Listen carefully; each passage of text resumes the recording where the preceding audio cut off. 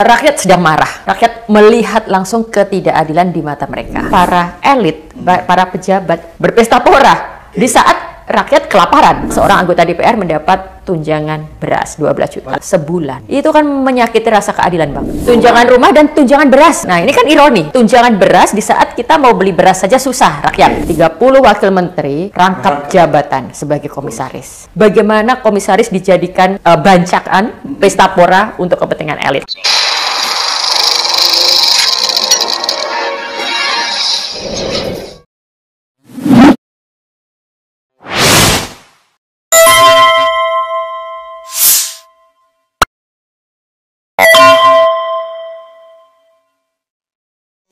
Netizen, hari ini saya menghadirkan tamu yang luar biasa nih, jauh-jauh datang dari Jogja. Sahabat saya, Oki Madasari. Assalamualaikum. Waalaikumsalam, Bang. Sehat, Mbak Oki? Sehat. Netizen, Mbak Oki ini sosiolog dan sastrawan. Wah, ini luar biasa. Mbak Oki, ada 3 fenomena nih. Pertama, fenomena yang akhir-akhir ini terjadi cukup menggelisahkan kita ya. Ketika ada beberapa daerah yang menaikkan PBB P2, itu ada gejolak. Di Pati dan di Sulawesi Selatan, di Bone. Merenggut korban. Kemudian kemarin di awal bulan Agustus ketika mau 17 Agustus ada fenomena One Piece. Ya. Kemudian yang ketiga ada fenomena kegaduhan ijazah Pak Jokowi.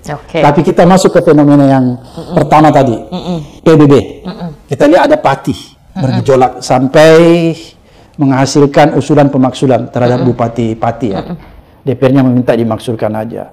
Tapi yang lebih parah, Mbak, kalau kita lihat di Kabupaten Bone, di Sulawesi Selatan kemarin itu sudah banyak yang ditangkap. Bahkan ada korban karena ribut kan. Menurut Mbak Oki nih, dari kacamata sosiologinya, ini kan mungkin apa ya, reaksi dari masyarakat yang sedang mengalami kesulitan, kesusahan. Tapi di lain pihak, mereka melihat ada privilege yang tetap dimiliki oleh orang-orang yang punya kuasa, orang-orang yang ada di kelas atas, dan itulah yang membuat tanda petik kecemburuan sosial. Ya, betul sekali. Bisa nggak Mbak Oki jelasin fenomena apa yang sedang terjadi nih? Iya, rakyat sedang marah. Marah ya? Rakyat melihat langsung ketidakadilan di mata mereka. Dan tadi Abang udah bilang, mereka sedang kesulitan, biaya hidup sehari-hari saja sudah sedemikian tidak terjangkau, cari pekerjaan susah, PBB dinaikkan dengan angka yang fantastis. Ada 300%, bahkan ada yang 1000%. Ya, di Pati itu 250%. Nah, 250% saja mengundang kemarahan yang sedemikian rupa. Dan di situ kita bisa menunjukkan kan, rakyat bersatu, puluhan ribu orang datang, laki-laki, perempuan, mendukung dengan berbagai caranya, karena kemarahan itu sudah dirasakan secara kolektif. Mereka juga ingin merespon ketidakpekaan dari si pemimpin, kesombongan dari pemimpin, bahwa mereka merasa silakan turunkan orang, saya tetap tidak akan mengubah keputusan saya. Awalnya kan gitu. Nah, jadi di sini rakyat juga ingin menunjukkan bahwa mereka punya power. Power di tangan rakyat itu betul-betul terlihat dalam apa yang terjadi di Pati, lalu sekarang sedang di Bone dan di berbagai daerah lainnya. Pati belum selesai kan, Bang? Nanti kemungkinan besar tanggal 25 ini mereka akan turun lagi gitu. Jadi keresahan ini tetap terus dipelihara, kemarahan ini tetap terus menyala gitu. Nah, ini yang kita bisa rasakan di rakyat Indonesia hari ini. Nah, di saat kemudian kita melihat fenomena kenaikan PBB, kabar terbaru datang dari DPR. Ada kenaikan tunjangan. Ada tunjangan rumah 50 juta sebulan, di saat di luar sana orang bahkan tidak tahu harus tinggal di mana. Orang tidak bisa membayar sewa bulanan. Orang harus terusir dari kontrakannya. Orang kan bisa merasakan kemarahan ini. Ini kan langsung terkait dengan kebutuhan rakyat sehari-hari. PBB itu kan juga langsung terkait dengan kehidupan sehari-hari. Pajak bumi dan bangunan itu kan tempat tinggal. Nah, ini juga di saat demikian, sewa rumah anggota DPR diberi tunjangan 50 juta sebulan. Jadi siapapun di Republik ini akan bisa membandingkan ketidakadilan, akan bisa membandingkan bagaimana para elit, para pejabat berpesta pora di saat rakyat kelaparan, di saat rakyat betul-betul butuh bantuan gitu kan. Nah, ini yang kemudian mendasari berbagai kemarahan di berbagai tempat ini. Nah, itu satu hal. Lalu kalau saya mau juga melihat dari sisi elit, Apa sih yang sekarang sedang terjadi? Saya mau meminjam istilah yang cukup bagus, yang kebetulan dikeluarkan oleh presiden kita nih Bang. Ini menarik nih. Jadi Pak Prabowo, ini jarang-jarang juga kan saya ada respon positif nih Pak Prabowo nih. Pak Prabowo menyebut kata serakahnomics gitu. Ini sebenarnya istilah yang sangat tepat untuk menggambarkan apa yang terjadi di Indonesia. Masalahnya ketika Pak Prabowo yang menyampaikan, ya kita kemudian bertanya-tanya, Pak Prabowo yang Anda sebut serakahnomik itu siapa? Sistem yang mana? Bukankah Anda sendiri berada dalam sistem ini? Jadi ketika seorang presiden menyadari bahwa ekonomi Indonesia, kebijakan Indonesia dijalankan berdasarkan serakahnomics, ya tidak seharusnya dia seperti kita komentator memberikan komentar saja. Tapi harus ada langkah-langkahnya. Harus ada tindakan. Harus ada tindakannya. Jadi apa yang terjadi di kepala daerah hingga kenaikan gaji tunjangan DPR itu adalah cerminan paling nyata serakahnomik di Republik ini. Nah, sekarang kita tunggu nih eksekusi atau konkretnya apa nih Pak Prabowo dari pernyataan Anda soal serakahnomik itu, kan gitu. Jadi nggak boleh sebatas ungkapan aja ya? Ya jangan omon-omon belaka gitu. Nah, jadi saya melihat memang betul yang disampaikan bahwa kita sedang mengalami itu. Nah, tapi sekarang apa gitu? Anda sebagai kepala negara apa gitu. Nah, seperti kenaikan tunjangan ini dan kenaikan PBB ini kan tetap bisa direspon oleh seorang kepala negara gitu. Nah, hal yang juga bagus sebenarnya, langkah nyata yang mungkin kita perlu apresiasi juga. Ketika Pak Prabowo kemudian memutuskan adalah Tantim dibatalkan. Nah, jadi Tantim Komisaris BUMN itu ditiadakan. Itu sebenarnya langkah nyata yang kita patut catat lah. Dan di sini kita bisa melihat ketika seorang presiden menggunakan kekuasaannya, dia bisa kok menciptakan sistem yang lebih adil. Dia bisa kok merespon kemarahan rakyat. Sebelum Tantim Komisaris BUMN ditiadakan, kemarahan rakyat juga sudah luar biasa melihat wakil menteri sedemikian banyak, 30 wakil menteri rangkap jabatan sebagai komisaris. Bersama dengan itu kita juga bisa melihat begitu banyak komisaris ditempatkan tanpa ada keahlian, tanpa ada track record. Jabatan komisaris dari zaman Pak Jokowi kita tahu itu hanya sebagai balak biasa bagi-bagi. Kerelawan ya? Kerelawan. Orang-orang yang bahkan integritasnya, diragukan. Bahkan ada nih yang terbaru juga masih ada orang yang kena kasus tindak pidana ya. Jadi komisaris. Ya. Nah, itu semua kan sebenarnya rakyat sudah menahan kemarahan sedemikian lama. Jabatan komisaris yang mungkin dulu kita seharusnya melihat dengan respect. Itu kan di tingkat level akar rumput sudah menjadi bercandaan.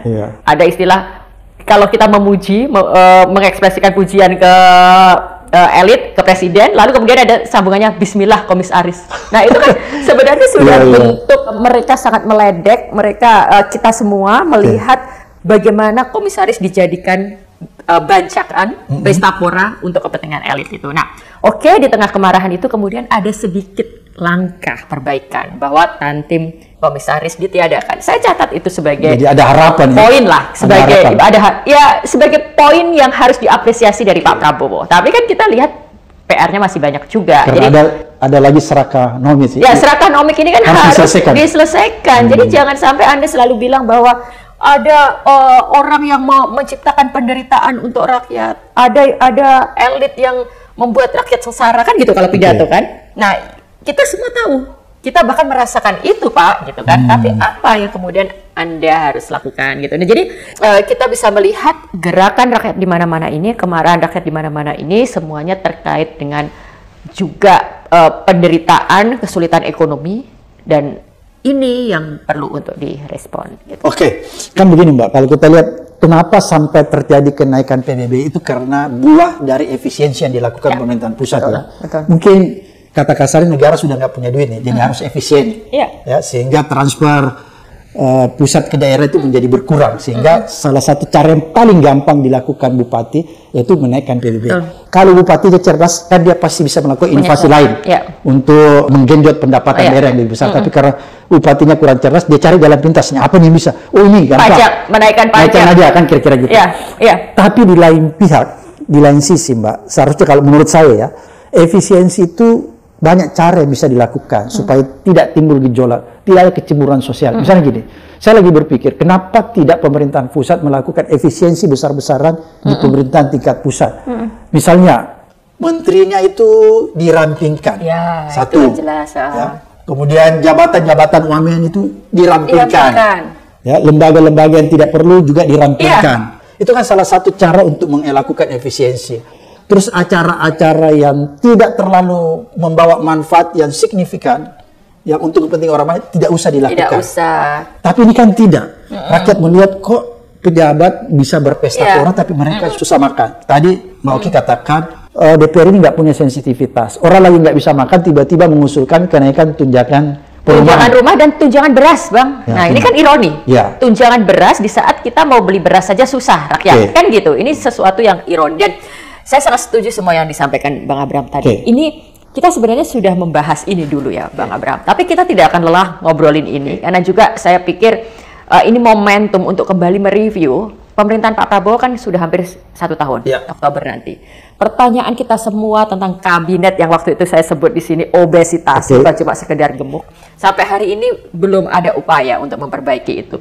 Jadi kalau apa yang terjadi dengan gejolak rakyat di berbagai tempat ini sampai di telinga Pak Prabowo dan merisaukan Pak Prabowo, saya pikir ini betul-betul waktunya bertepatan dengan 1 tahun pemerintahan Pak Prabowo. Segera merevisi lah. Revisi itu kabinet yang obesitas, kegendutan yang jelas-jelas tidak bekerja secara maksimal. Bahkan kita tahu beberapa kementerian sebenarnya juga tidak bisa mencapai performance yang kita harapkan. Pekerjaannya apa kita tidak tahu. Nah, itu minimalkan. Wamen-wamen minimalkan. Itu kan sekarang waktunya untuk mereview. Bisa kita selalu terus memelihara harapan. Karena kita ingin negara ini lebih baik ya. Jadi ketika kemarin kita bilang 3 bulan, 6 bulan, oke lah ini 1 tahun. Kita coba segera lihat lagi kabinetnya, segera lihat lagi pengeluarannya, pos-pos yang tidak perlu, termasuk program-program yang hanya memberatkan anggaran. Jadi statement tentang efisiensi itu memang tidak pernah bisa match dengan segala pos-pos yang kita lihat sebagai pemborosan dan program-program yang sampai sekarang juga masih kita pertanyakan. Lagi-lagi MBG. Selain itu kan kita tahu sekarang ada program yang nilainya besar juga, Koperasi Merah Putih misalnya. Itu kan semuanya program-program yang nilainya fantastis juga. Menyedot anggaran besar. Anggaran besar. Lalu di titik ini kita juga patut bertanya, IKN itu mau dikemanakan?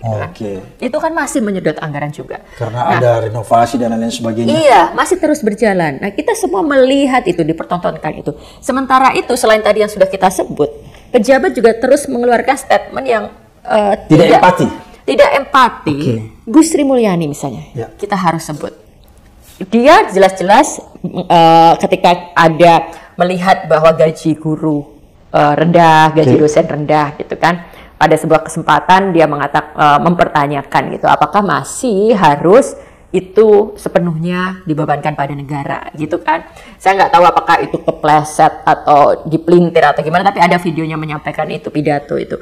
Nah, kemudian ketika itu diungkapkan di situasi hari ini, ya patutlah rakyat marah. Patutlah orang mempertanyakan, untuk urusan gaji guru dan dosen aja, pemerintah begitu hitung-hitungan. Tapi ketika bicara tunjangan untuk anggota DPR, mereka begitu royal. Untuk gaji wamen, bahkan ya komisaris kan yang dilepaskan baru tantem ya, gaji lain lagi gitu kan. Tetap besar. Ya, nah itu masih dibiarkan gitu. Nah, rakyat bisa membandingkan itu dan itu dikeluarkan dari statement Sri Mulyani. Lalu ada lagi Sri Mulyani juga mengeluarkan statement bahwa zakat, nah itu sama dengan pajak gitu. Jadi intensinya itu seperti mau memerah rakyat gitu loh. Itu yang dirasakan oleh rakyat saat ini, Bang. Kan kita bicara tentang sosiologi masyarakat, itu kan kita sedang berusaha memahami apa yang sedang terjadi, apa yang sedang dirasakan, dan akarnya di mana. Nah, akarnya adalah segala kesulitan hidup bertemu dengan ketidakadilan yang dipertontonkan, ketimpangan yang semakin besar, ya marahlah itu, diekspresikanlah segala gugatan itu. Itu yang sedang terjadi ya. Jadi kan saya melihat begini, Mbak Oki ya, bahwa pemerintah ini melihat bahwa ini ada problem ekonomi yang harus dihadapi segera mungkin ya, keterbatasan, maka dia harus melakukan efisiensi. Tapi cara mereka menurut saya mencari cara yang gampang, naikkan pajak dan lain sebagainya. Padahal kan harus ada cara-cara yang lain yang lebih bijak dan tidak membebani rakyat. Kira-kira seperti itu ya. 80 tahun nih Indonesia sudah merdeka nih, Mbak Oki ya. Terus ternyata penyakit itu penyakit yang berulang-ulang dari tahun ke tahun. Menurut Mbak Oki, apa sih yang sebenarnya salah dalam penanganan ini? Sehingga penyakit itu dari tahun ke tahun tidak bisa diselesaikan. Padahal kita udah 80 tahun merdeka, penyakitnya masih sama. Ya, memang berarti kan itikat seorang pemimpinnya belum terlihat di sini untuk betul-betul memajukan kita. Untuk betul-betul prioritasnya adalah kemakmuran rakyat. Berarti Mbak Oki mau bilang harus ada skala prioritas ya? Skala prioritas, dan memang kita harus melihat itu semua bermula dari tekad pemimpin. Dia betul-betul punya tekad tidak untuk meningkatkan kesejahteraan rakyat. Dia punya upaya tidak untuk itu. Ketika seorang pemimpin di level daerah untuk meningkatkan, Bupati gitu ya? Di level daerah dia harus menaikkan pendapatan. Lalu gimana caranya pajak? Itu kan berarti dia tidak berpikir memajukan rakyat, tidak berpikir mensejahterakan rakyat, tapi pikirannya hanya sebatas menaikkan pendapatan, gitu kan? Nah, di level nasional agar bisa melakukan pembangunan. Nah, gitu. Jadi hanya memang ngumpulin pundi-pundi, ngumpulin uang gitu. Walaupun itu tidak salah, memang pendapatan harus digenjot di mana-mana. Tapi kan semuanya tidak mau berpikir apa yang terbaik. Kebetulan tadi saya juga sedang berdiskusi ya, Bang. Misalnya saya tahu ada yang namanya pajak karbon. Nah, itu ternyata kita udah punya undang-undangnya. Betul. Tapi belum dilaksanakan. Betul. Salah satu alasan yang dikemukakan ternyata katanya karena ekonomi lagi nggak baik-baik aja. Nah, ketika untuk pengusaha besar, kenapa pemerintah sedemikian lemah? Bisa memberikan diskon waktu, bisa memberikan nggak apa-apa lah. Ini kan juga ditunda gitu ya. Kayak gitu. Kayak karbon itu ya. Padahal kalau itu terus, nilainya itu kan bisa jauh lebih besar daripada pungutan pajak-pajak yang nggak penting itu. Iya, pajak rakyat, PBB, royalti, macam-macam ya. Berarti kan di sini kita bertanya tentang itikat baik pemimpin itu di mana, gitu loh. Mereka betul-betul tujuannya untuk rakyat atau untuk kepentingan segelintir elit gitu. Nah, itu baru contoh soal pajak karbon. Di luar sana kita juga bisa melihat potensi-potensi pendapatan yang seharusnya bisa sekarang ini menjadi prioritas negara. Bisa digenjot ya? Ya, sekarang kepemimpinan harus berdasarkan kreativitas dong, Bang. Jangan kayak kolonial, orang yang pikirannya hanya untuk pajak, apa-apa dipajekin, apa-apa dipajekin. Itu kan cara berpikir kolonial. Dan mau nggak mau kita harus prihatin juga karena sekarang statementnya Bu Sri Mulyani sering ke arah situ kan. Ini akan ada ini pajak gitu. Itu kan cara berpikir orang yang tidak mau berpikir gitu loh. Nggak mau bekerja ya, keras. Tidak mau bekerja. Ada kabar baru juga. Nah, ini juga saya melihat kok beruntun terus gitu. Rakyat itu terus bertubi-tubi menerima kabar buruk. Kabar buruk dari negara gitu. Dan semakin susah, Mbak. Semakin susah dan langsung berkaitan dengan kehidupan sehari-hari. Iuran BPJS konon akan dinaikkan juga. Nah, buat rakyat, kesehatan, pendidikan ya tadi pendidikan kan sudah disentuh dengan guru dan dosen. Lalu kebutuhan hidup sehari-hari, ini kan 3 hal yang krusial. Termasuk pajak bumi itu kan juga bagian dari itu semua. Kok malah ini yang diganggu gitu. Seharusnya kan pemimpin bisa melihat lebih luas, bisa melihat lebih strategis, lebih kreatif, lebih inovatif. Mana yang harus dijadikan sumber pendapatan di level daerah nih, daripada berpikir soal pajak PBB. Kan kita bisa melihat nih aset-aset daerah yang bisa dimaksimalkan. Potensi-potensi. Ya, potensi-potensinya digali di kita mana yang bisa untuk kerjasama, mulai dari pariwisata lah, apalah itu kan yang harus dipikir. Harus lebih kreatif kira-kira gitu, Mbak. Betul. Ya. Oke. Saya mencoba menganalisa lebih jauh ya. Apakah fenomena-fenomena yang akhir-akhir ini terjadi ini kan menimbulkan gejolak, kira-kira gitu kalau bahasa sosiologinya, menimbulkan gejolak di tengah-tengah masyarakat. Jadi ada reaksi, sehingga ada gemuruh yang menghentakkan kita. Dan gemuruh ini nggak bisa dibiarkan, karena dia akan bisa memicu suatu tindakan, suatu peristiwa mungkin yang lebih dahsyat lagi kalau tidak dikanalisasi lebih baik. Kira-kira gitu ya. Apakah Mbak Oki tidak melihat bahwa rentetan, saya memakai istilah rentetan peristiwa ini bukanlah rentetan sebuah skenario yang diciptakan oleh oknum-oknum tertentu untuk mendiskreditkan pemerintahan Prabowo, agar supaya di mata publik pemerintahan Prabowo ini dianggap tidak berhasil. Apakah kira-kira ada skenario ke sana kalau menurut Oki? Oke, begini, saya tidak mau berspekulasi, tapi saya mau bilang begini. Pak Prabowo, jika kemungkinan ini memang ada, berarti Anda harus mengambil langkah dong. Nah, kayak gitu. Jadi sebagai seorang presiden, Pak Prabowo harus sadar apapun gejolak yang ada di masyarakat ini punya potensi untuk mendiskreditkan kepemimpinannya. Jadi di sini dia harus merespon semuanya dengan cepat. Tapi gini juga Bang Abraham, yang menarik gerakan ini tiba-tiba muncul semua, makanya saya pikir kenapa berentetan? Gitu. Berentetan. Kalau mau gimana tuh? Apa ada skenario tertentu? Ya. Oke, saya betul-betul bisa jadi memang ada. Karena kan ini politik ya, Bang. Politik di mana orang ada kepentingan untuk kekuasaan. Mereka ada upaya untuk selalu menggoyang kekuasaan yang berkuasa, dan bagi saya ini sesuatu yang wajar terjadi. Jadi dalam kekuasaan apapun, di dalam rezim apapun, pasti akan ada kelompok-kelompok yang berusaha untuk menciptakan gejolak. Paling tidak mendiskreditkan ya? Mendiskreditkan, yang tujuannya memang untuk mengganggu kekuasaan. Yang tujuannya memang untuk mencorek kekuasaan. Itu pasti ada. Namun di satu sisi, kita juga harus tetap melihat ada memang ketidakmampuan dari kepemimpin-pemimpin kita sendiri hari ini, baik itu di level daerah, level menteri, hingga level gubernur, hingga level presiden, yang akhirnya menimbulkan gejolak itu.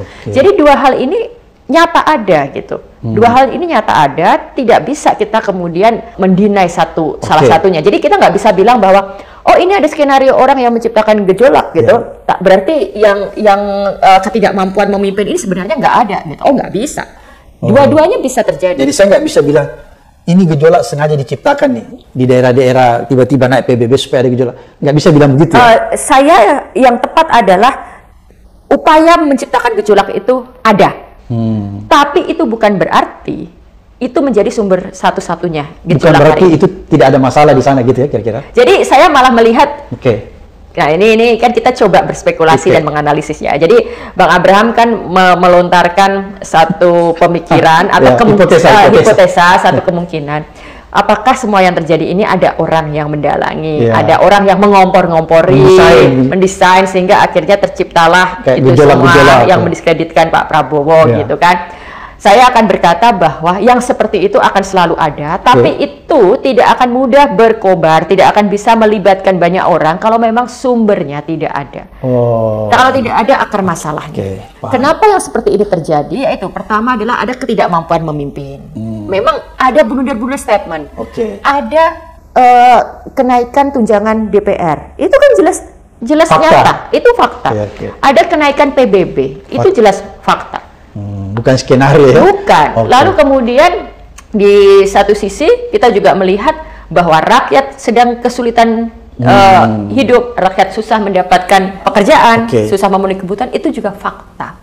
Bahwa ini kemudian ditunggangi atau dibesarkan oleh pihak tertentu untuk mendiskreditkan kepemimpinan sekarang, bisa jadi. Tapi lagi-lagi itu semua tidak kemudian semata itu, tapi kita harus melihat fakta sosialnya. Fakta sosialnya memang ada ketidakmampuan di level-level pemimpin kita, ada kesulitan ekonomi yang dihadapi rakyat, ada kemarahan rakyat yang kemudian mungkin disulut. Gitu. Berarti kemarahan itu diakibatkan rasa ketidakadilan, kira-kira gitu. Ketidakadilan, ketimpangan sosial yang semakin nyata, semakin lebar ya. Semakin lebar. Apakah fenomena yang terjadi kemarin ketika menjelang 17 Agustus bendera One Piece itu juga bagian dari perasaan ketidakadilan yang dirasakan rakyat sehingga menimbulkan fenomena itu. Jadi saya selalu melihat gerakan ini gerakan akar rumput. Bendera One Piece kan bermula dari seorang supir truk yang merespon kebijakan, marah. Lalu dari ya udah kalau gitu aku kibarin bendera ini, lalu dibesarkan. Itu kira-kira dia marah karena apa, Mbak? Karena waktu itu yang saya pelajari ada kebijakan yang membuat mereka itu jadi kesulitan dalam hal tumpangan truk gitu. Jadi bukan politik, tapi terkait kehidupan mereka sehari-hari. Nah, berarti kan ini ekspresi rakyat ketika merasa ada kebijakan yang merugikan mereka, mereka marah. Mereka mengkritik itu, dan bendera One Piece menjadi simbol kemarahan itu. Kadang kan kemarahan tidak harus dengan berteriak, kemarahan tidak dengan serta-merta demonstrasi, tapi awalnya dari itu. Nah, keresahan yang sama kemudian ditangkap oleh tukang ojek, lalu kemudian dibawa ke media sosial. Akhirnya itu menjadi bahasa solidaritas. Oh ya, kita kibarkan One Piece di mana-mana. Kita kibarkan One Piece di mana-mana. Nah, apakah kemudian ada pihak-pihak tertentu yang semakin banyak bendera One Piece, ayo kita kibarkan gitu. Bisa jadi. Tapi bahwa kemarahan rakyat kemudian disimbolkan, disampaikan lewat bendera One Piece, itu adalah fakta. Itu adalah realita. Gitu. Kalau Mbak Oki melihat, apa sih persoalan utama dari ini semua? Apakah masalah ketidakadilan? masalah rakyat semakin terpuruk sekarang, susah makan dan lain sebagainya, sehingga menimbulkan berbagai macam rentetan peristiwa yang terjadi sekarang ini? Ya, dua-duanya ya. Jadi kalau kita bicara tentang ekonomi, bagaimana kehidupan rakyat hari ini gitu. Nah, kita melihat angka, kita melihat data PHK lah, kita melihat daya beli yang menurun. Tapi kan kemudian kita juga harus melihat ada anomali ketika BPS merilis data, angka kemiskinan dibilang menurun, angka pengangguran dibilang menurun, lalu growth-nya kita, ekonomi kita, growth-nya itu kita sudah 5% lebih, di mana itu bertolak belakang dengan realitasnya di masyarakat. Gitu. Nah, sekarang kan para ekonom-ekonom sudah mulai membongkar data itu kan, dan katanya akan dilaporkan ke PBB misalnya. Itu kan salah satu bentuk juga upaya untuk memanipulasi keadaan. Ketika rakyat sedang kesulitan ekonomi, bukannya akar itu yang diselesaikan, tapi kemudian kita asik bermain statistik, asik menggunakan data yang kita menciptakan narasi bahwa ekonomi baik-baik saja loh. Gitu. Nah, berarti kan persoalan nyata dalam masyarakatnya tidak terselesaikan. Tidak ada upaya untuk menyelesaikan persoalan itu. Nah, kalau bicara tentang ketidakadilan dan ketimpangan itu tadi, kita sedang bicara dalam kondisi seperti itu. Terus saja ada pemborosan uang negara dengan memanjakan pejabat, dengan memberikan fasilitas yang tidak perlu. Dan itu betul-betul rakyat bisa melihat, Bang. Kata-kata tunjangan beras 12 juta sebulan. Itu kan menyakiti rasa keadilan, Bang. Ibaratnya rakyat yang gajinya sebulan di bawah UMR itu, mereka saja tidak beli beras saja tidak perlu ditunjang negara. Mereka beli beras sudah masuk dalam gaji mereka yang nggak seberapa itu. Sekarang seorang anggota DPR mendapat tunjangan beras 12 juta. Padahal gajinya udah gede. Udah gede, dan tunjangan jabatannya juga sudah gede. Lalu ada komponen lain yang juga menyakiti hati sense of keadilan kita adalah tunjangan pajak. Nah, lagi-lagi kita bicara pajak di sini. Ketika rakyat pajaknya dinaikkan, ketika terus dicari kesempatan-kesempatan untuk memungut pajak, pajak seorang anggota DPR ternyata dibayar oleh negara. Jadi negara mengalokasikan anggaran untuk membayar pajak itu, gitu. Nah, ini kan sebuah fakta yang semakin menyakiti rasa keadilan dalam masyarakat. Harusnya itu ditiadakan ya. Iya. Supaya bisa dana itu diperuntukkan untuk istilahnya sebagai jaring pengaman sosial ketika rakyat sedang tidak berdaya. Ya fokuslah ke perbaikan nasib rakyat gitu. Oke. Hikmah apa yang kita bisa petik, Mbak, dari kasus rentetan peristiwa ini, agar supaya kita bisa melakukan sesuatu, agar supaya ini tidak melebar, menimbulkan gejolak yang apakah ini bisa menjadi sebuah gejolak yang lebih besar? Ya sangat mungkin. Indonesia Spring gitu, seperti Arab Spring gitu, itu bisa saja terjadi. Dan yang terjadi di Pati kemarin kan nyata sekali ya, Bang gitu. Jadi itu akan sangat mudah diduplikasi oleh kota-kota lain kalau mereka melihat bahwa Pati bisa dilawan kesewenang-wenangannya dengan aksi massa. Kenapa tidak? Nah, itu akan muncul ini kalau tidak ada upaya untuk meredam itu. Tapi, nah ini yang saya amati dari hampir setahun pemerintahan Pak Prabowo. Sesungguhnya Pak Prabowo bisa kita lihat dia selalu merespon cepat, mendengar ketika isu itu berpotensi menimbulkan kegaduhan di level rakyat. Dari LPG, Raja Ampat, Raja Ampat kan waktu itu case-nya juga besar. Aceh, pokoknya semua itu semua dari peringatan darurat, Indonesia gelap, itu kan kemudian direspon. Kecuali satu sih tidak direspon Pak Prabowo. Suara-suara yang menuntut agar dia melepas Gibran dan kalau Gibran kan bukan melepas ya, dia nggak bisa dong memecat wakil presiden. Melepas menteri-menteri yang merupakan warisan dari rezim terdahulu. Itu yang dia nggak bisa lakukan. Dia nggak bisa. Tapi semua problem yang terjadi dia cepat meresponnya. Iya, kalau itu terjadi kemarahan di masyarakat, dia selalu merespon cepat. Itu yang saya lihat. Nah, jadi di titik ini responsif dia ya. Iya, kita bisa lihat nih, dia nanti akan merespon seperti apa yang seperti ini. Itu apakah memang kita harus ada yang lebih besar lagi gejolaknya, baru dia akan melakukan perbaikan total, perbaikan total dalam hal manajemen keuangan negara, perbaikan total dalam hal pemerintahan, penghematan, lalu betul-betul kemudian mengganti orang-orang yang tidak kompeten itu, menyisir lagi program-programnya, gitu. Atau memang dia akan mencegah itu semua dengan cepat melakukan gitu. Jadi bisa aja di satu sisi kita melihat, Pak Prabowo kan memang cuma mau jadi pahlawan gitu kan, mau menunjukkan itu. Nah, saya orang yang realistis dalam melihat motivasi orang macam-macam.